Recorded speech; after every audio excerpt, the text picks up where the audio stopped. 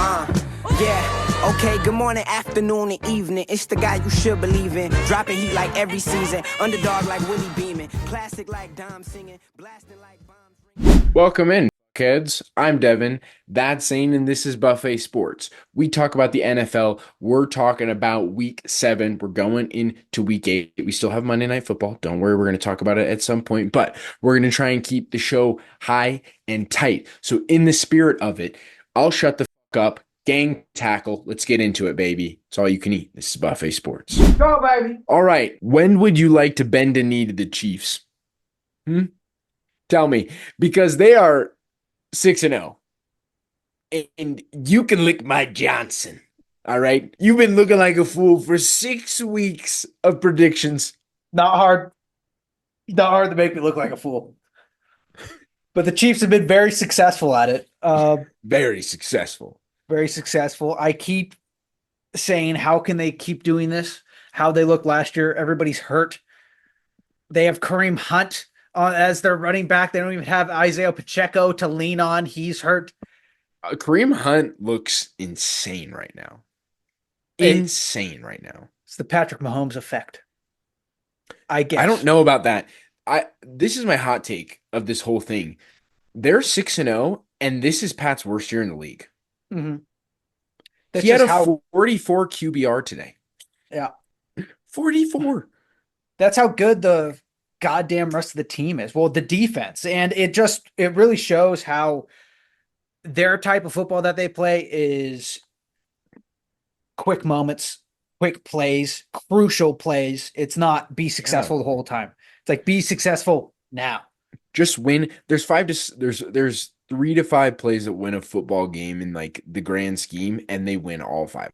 They win all of them. Yes. So answering your question, when is Zane going to bend the knee? I think it is time. I think after they played the 49ers, unless the Lions are in their schedule, I'm bending the knee to the Chiefs. Patrick, you've humbled me, Patrick. Dude, what if they go 17-0 and 3-peat? Not going to happen. Well, look, I don't know. Travis Kelce had like 14 yards today and they won. Yeah, how did they flip it and win? It's just because I don't know. The 49ers look tragic. They looked awful. Do we want to dive into that, or do we want to save that? They were terrible. They completely imploded today. Debo went out, or sorry, not Debo. Debo. Oh my God, I'll talk about him in fantasy. But Ayuk went out today. Jordan Mason was having a rough time the entire game. Yeah, we'll talk about Jordan Mason. Torn ACL for Brandon Ayuk. I didn't know that he tore his ACL. Well, that's what this thing that I found on the internet says, so it must be true. That's what we're going with here. He's torn his ACL. Wow. Out for the rest of the season after he got that big at least contract. He got his money. Yeah, at least he's got his money. Debo, did he even play? Did Debo even play this week? He was on the field for like 3 snaps, which also cost me a parlay. And potentially my fantasy game. Brock Purdy threw like 3 interceptions as well. It was just terrible. It was just terrible. They couldn't get any movement up front. The Chiefs' defensive line completely owned them in every aspect of the football game. Like, it didn't matter what the 49ers were trying to do. Sort of a weird thing that's come out of this like mediocre offensive line for the Niners. Brock Purdy has legs. Yeah, Brock Purdy. Not like explosive. He's not Lamar, but like Glock is able to, like, he rushes for like 15 to 20, like regularly now. And I'm like, yeah, it's so bizarre. It's just a random thing that I started to notice. The thing about the 49ers, the thing about Brock Purdy is that he was very consistent. Like, that's why he was a game manager, is because it wasn't like these booms, but he was very consistent on just throwing the ball and his decision making. But I mean, if you look at this game, he went 17 for 31 and 3 interceptions. This just doesn't look like the team that it was last year. And Trent Williams got ejected as well.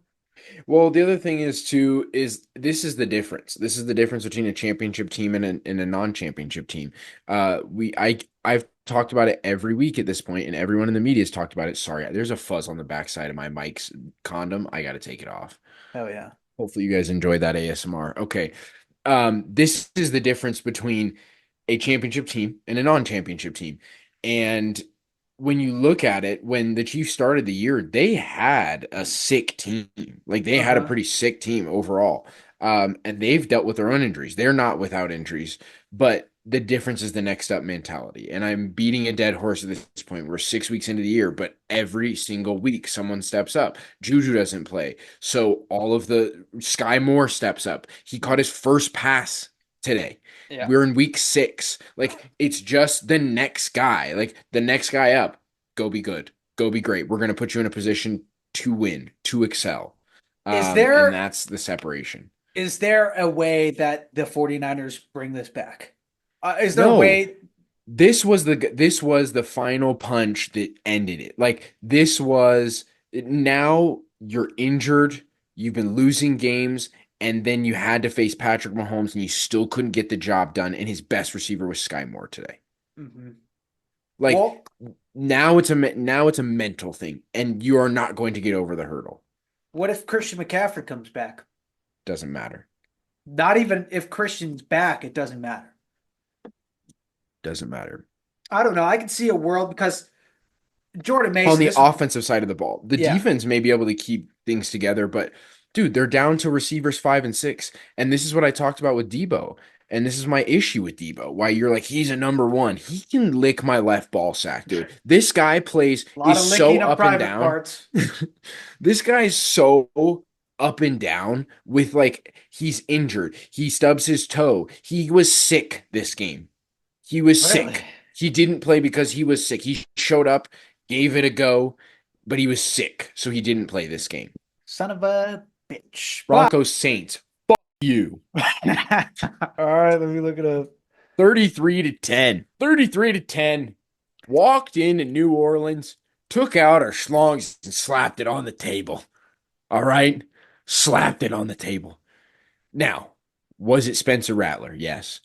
Did we know that the entire Saints defense is injured? No. Did we know We the did entire not know Saints that. offense is injured? No. We No. clearly are terrible at our jobs. But Yes, clearly. 33 to 10. Bo Nix did not throw a passing touchdown, but Javonte Williams, got in the end zone twice, 88 yards, 2 touchdowns, 14 carries. Troy Franklin, a rookie, Oh the yeah. rookie that played with Bo in Oregon, 5 receptions, 50 yards, our leading receiver. Bo had a pretty mediocre game. Spencer arguably outdueled him. But I'm proud of my boys. I'm proud of my boys. This is fantastic. I believe, if I'm not mistaken, we are 4-3 because we haven't hit the bye. So Let me we're see. positive right now. Four And and three, you yeah. said that we weren't going to Yeah. win. It was the duel Yeah. with the Panthers. Uh, Yeah. I'm feeling real nice about it. I'm feeling real nice about it. I'm feeling real nice about my 8-9 prediction or my 9-8 prediction. Yeah, Look, you might win that one. You might win that one. 4-3, we're feeling really good. I'm excited. I'm just very excited. The growth that Bo has had, the connection he's had with some of these receivers. Cortland Sutton, we won this game. It was 33 to 10. Cortland Sutton did not catch a ball in this game. So if that's how it's going to go, not saying like I want that to continue, but Yeah. once we get Cortland Sutton figured out and figure out how to scheme him open, I mean, it's a whole nother world. Yeah.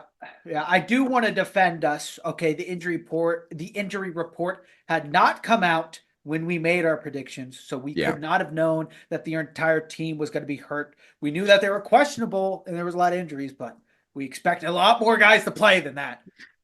We did. They have major tackling issues too, Yeah, they have in general that I was ginormous not aware tackling of. issues. So, Alrighty. big downturn for the Saints. All God, right, let's talk about arguably the most important game of the day that should have been a standalone game. I don't know how this game wasn't. Well, actually, I do know how this game wasn't primetime because they didn't expect the Vikings to be this good, which sets the stage for Lions Vikings. Vikings. It was kind of a lopsided game at 2 different points. The Vikings were beginning to run away with the game, from what I saw, and then the Lions began to run away with the game. I came back from an appointment and turned on the game, and then watched Jahmyr Gibbs just put on a masterclass, An basically. absolute masterclass. Nobody could stop him. It's this. This is the crucial time when you need to stop the Lions, and they just let one man handle it in that last 2 minutes of the game. They just let Jahmyr handle everything. But that being said, you see that man up there, that white man, 22 of 25, 280 yards, 2 touchdowns. When are we going to start talking about Jared Goff and the MVP sort of I think conversation here? after it's been what 3-4 weeks now that he has had a stat line to where he's in the 70s plus for completions, he's above 200 yards, and he's got 2 TDs. I would say for sure right now we need to start talking about it, because if this continues happening, and right now they were just playing the Vikings, who were 5-0. undefeated, who Yep. were 5-0, and he puts up this stat line against them. I think it's a very good time to start talking about Jared Goff for MVP. Look, that 2-minute drill that they ran today, they were talking about it on the broadcast. Jared Goff has completely turned around his career. I believe it was 17 total game-winning drives, and 9 of them are now with the Lions.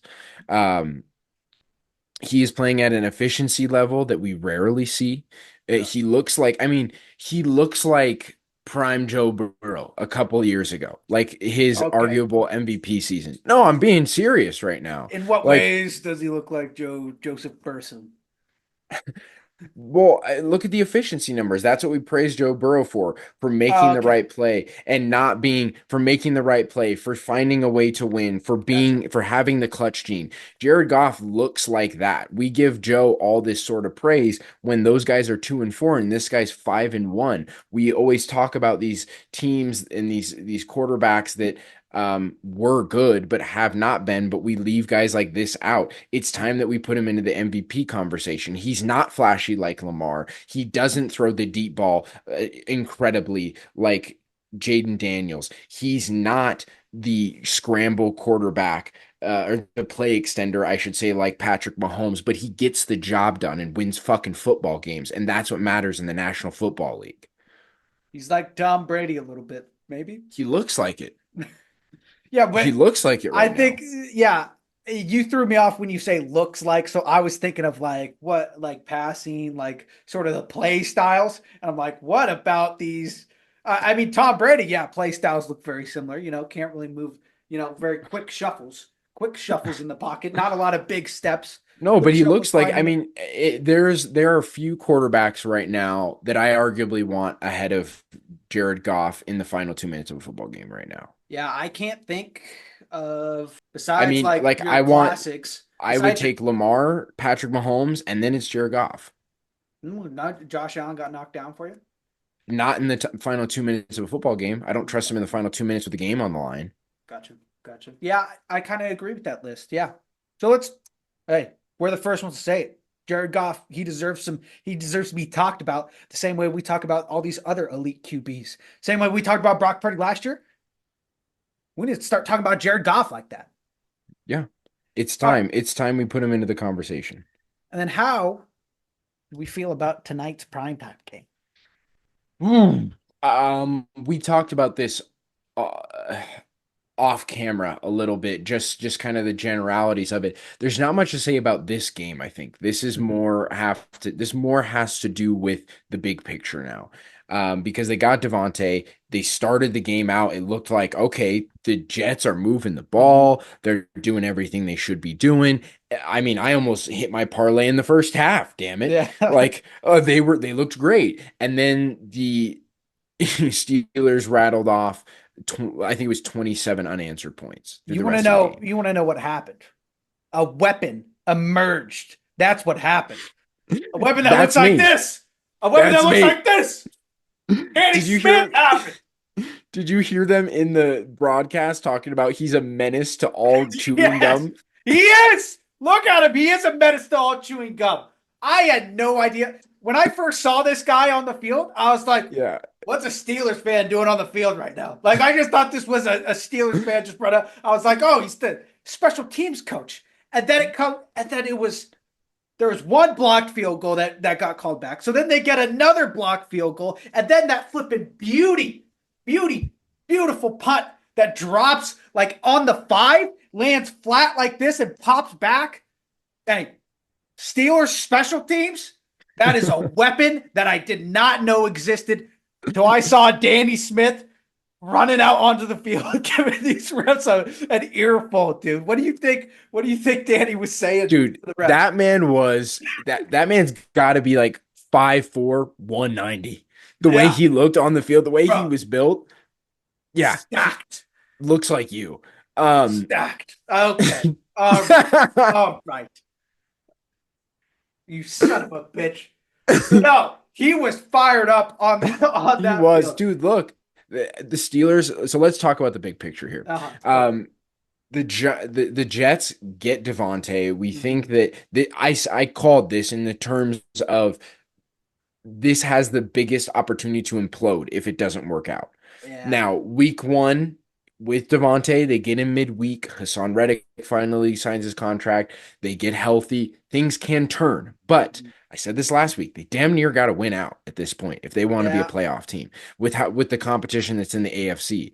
The Steelers, on the other hand, I think this is more interesting because we got to talk about the QB room. This is the worst thing that could have possibly happened for the Steelers. That's what I think. Yeah.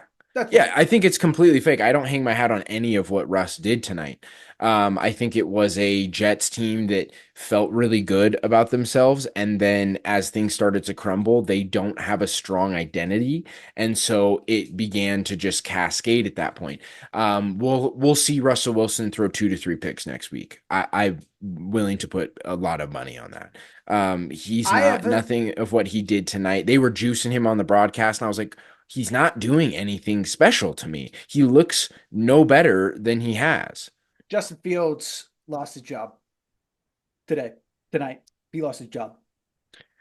That's what I'll say. Because the one thing, and I know that we're not Russell Wilson enjoyers here, we're Russell Wilson haters, but it was so immediate, the difference in throwing ability.